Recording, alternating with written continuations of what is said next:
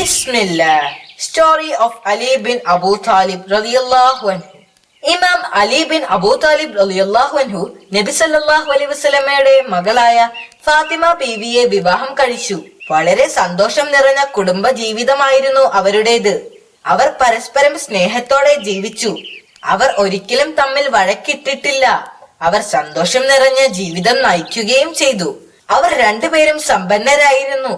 അറേബ്യയിലെ ഏറ്റവും സമ്പന്നനായ സ്ത്രീ ഫാത്തിമ റളിയല്ലാഹു അൻഹു ആയിരുന്നു. മക്കയിലും മദീനയിലും മറ്റുമായി ധാരാളം തോട്ടങ്ങൾ അവർക്ക് പാരമ്പര്യമായി ലഭിച്ചിട്ടുണ്ട്. മാത്രമല്ല മക്കയിലെ ഏറ്റവും ബഹുമാന്യനായ വ്യക്തിയുടെ മകളും കൂടിയാണ് അവർ. എന്നാൽ അവർക്കുള്ളതെല്ലാം അവർ ദരിദ്രർക്കും അനാഥർക്കും ദാനം ചെയ്തു. പലപ്പോഴും അവർക്ക് പട്ടിണി കിടക്കേണ്ടി വന്നിട്ടുണ്ട്. അവരുടെ ജീവിതത്തിലെ ആഡംബരം എന്ന് പറയുന്നത് പ്രാർത്ഥനയും പരസ്പര സ്നേഹവുമാണ്. വീട്ടു ജോലികളിൽ അവരെ സഹായിക്കാനായി ബീവി ഫിസ എന്ന പെൺകുട്ടിയെ അവർക്ക് ലഭിച്ചു. പക്ഷേ അദ്ദേഹം അവളുടെ ജോലി ഒന്നിടവിട്ട ദിവസങ്ങളിൽ മാത്രമാക്കി ക്രമീകരിച്ചു. ഫാത്തിമ റളിയല്ലാഹു അൻഹു അസുഖം ബാധിച്ച് കിടന്നാൽ പോലും അവർക്ക് അനുവദിച്ച ദിവസം മാത്രം ജോലി ചെയ്താൽ മതിയെന്ന് അവളോട് അദ്ദേഹം പറഞ്ഞിരുന്നു. അങ്ങനെയുള്ള ദിവസങ്ങളിൽ അലി റളിയല്ലാഹു അൻഹു വീട്ടുജോലികൾ മുഴുവൻ ചെയ്യുമായിരുന്നു. ഭക്ഷണം ഉണ്ടാക്കുകയും തുണി കഴുകുകയും മറ്റുമെല്ലാം അദ്ദേഹം സ്വയം ചെയ്തിരുന്നു. ബദർ, ഉഹദ്, ഖന്ദഖ്, ഖൈബർ തുടങ്ങി പ്രതിരോധത്തിന് വേണ്ടിയുള്ള യുദ്ധങ്ങളിൽ ഇസ്ലാം വിജയം വരിച്ചത് ഇമാം അലി റളിയല്ലാഹു അൻഹുവിന്റെ കൈകളിലൂടെ ആയിരുന്നു. അദ്ദേഹം യുദ്ധങ്ങളിൽ പതാക ഏന്തുക മാത്രമല്ല മുസ്ലിം സൈന്യത്തെ വിജയത്തിലേക്ക് നയിക്കുകയും ചെയ്തിരുന്നു.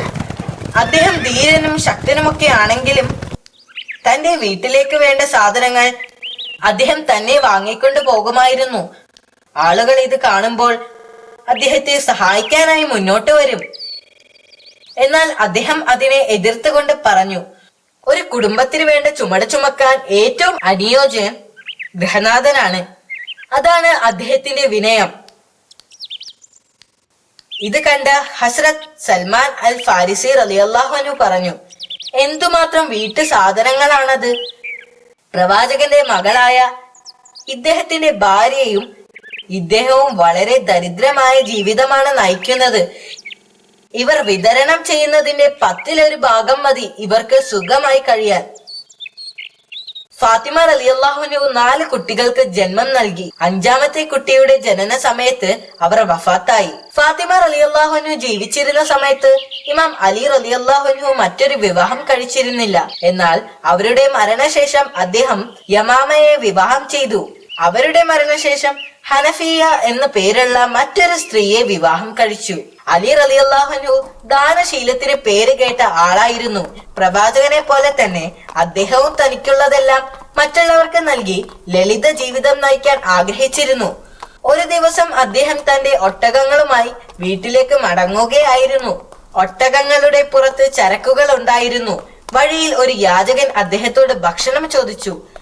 അദ്ദേഹം തന്റെ പ്രിയദാസനായ ഖംബാറിനോട് അയാൾക്ക് ഭക്ഷണം കൊടുക്കുവാൻ ആവശ്യപ്പെട്ടു. ഖംബാർ ഭക്ഷണത്തിനായി തിരയാൻ തുടങ്ങി. ഭക്ഷണം എവിടെയാണ് വെച്ചിരുന്നതെന്ന് അവൻ മറന്നിരുന്നു. കുറച്ചു സമയം കഴിഞ്ഞിട്ടും ഭക്ഷണം ലഭിക്കാതായപ്പോൾ എന്താണ് ഇത്ര വൈകുന്നതെന്ന് അദ്ദേഹം അവനോട് ചോദിച്ചു. അവൻ തിരഞ്ഞുകൊണ്ടിരിക്കുകയാണെന്ന് മറുപടി പറഞ്ഞു. പിന്നെയും സമയം വൈകിയപ്പോൾ ഭക്ഷണത്തിന്റെ ബാഗ് വെച്ച ഒട്ടകത്തെ അയാൾക്ക് നൽകാൻ അദ്ദേഹം ആവശ്യപ്പെട്ടു. ഖംബാർ ഒട്ടകങ്ങൾക്കിടയിലൂടെ തിരഞ്ഞുകൊണ്ടിരിക്കുകയായിരുന്നു.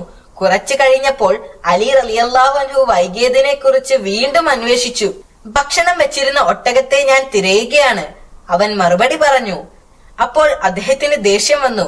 തുടർന്ന് മുഴുവൻ ഒട്ടകങ്ങളെയും യാചകന് നൽകാൻ അദ്ദേഹം ആവശ്യപ്പെട്ടു. അത് കേട്ട ഉടനെ തന്നെ ഒട്ടകങ്ങളെ വളരെ തിടുക്കത്തിൽ യാചകന് കൈമാറി. ഖംബാർ വളരെ പെട്ടെന്ന് തന്നെ ആ ഒട്ടകങ്ങളെ യാചകന് കൈമാറിയപ്പോൾ അലി റളിയല്ലാഹു അൻഹുവിന് ആശ്ചര്യം തോന്നി. ഇത്ര ധൃതിപ്പെട്ട് ആ ഒട്ടകത്തെ കൈമാറാനുള്ള കാരണം അദ്ദേഹം ചോദിച്ചു. ഭക്ഷണം എടുക്കുവാൻ അല്പം വൈകിയപ്പോൾ തന്നെ അങ്ങ് മുഴുവൻ ഒട്ടകങ്ങളെയും ആ യാചകന് കൊടുക്കാൻ ആവശ്യപ്പെട്ടു. ഒട്ടകങ്ങളെ കൊടുക്കാൻ അല്പം കൂടി വൈകിയാൽ ആ ഒട്ടകങ്ങളോടൊപ്പം അങ്ങ് എന്നെ കൂടി അയാൾക്ക് കൊടുക്കുമോ എന്ന് ഞാൻ ഭയപ്പെട്ടു. അങ്ങേക്ക് എന്നെ പോലെ ആയിരക്കണക്കിന് അടിമകളെ വേറെ ലഭിക്കും. എന്നാൽ അങ്ങേ പോലെ ഒരു യജമാനനെ എനിക്ക് എങ്ങനെ ലഭിക്കും? അദ്ദേഹത്തിന്റെ ദാനശീലത്തെ കുറിച്ച് ഇതേപോലെ ധാരാളം കഥകളുണ്ട്. മറ്റൊരു ദിവസം അലി റളിയല്ലാഹു അൻഹു അദ്ദേഹത്തിന്റെ ജോലിക്കാരനുമായി ചന്തയിലേക്ക് പോയി. അദ്ദേഹം ചന്തയിൽ നിന്ന് 2 വസ്ത്രങ്ങൾ വാങ്ങിച്ചു. ഒന്ന് വില കൂടിയതും മനോഹരവുമായിരുന്നു, മറ്റേത് വില കുറഞ്ഞ ഒന്നായിരുന്നു. വീട്ടിൽ തിരിച്ചെത്തിയപ്പോൾ അദ്ദേഹം വില കൂടിയ വസ്ത്രം ജോലിക്കാരന് നൽകിയിട്ട് വില കുറഞ്ഞ വസ്ത്രം അദ്ദേഹം എടുത്തു.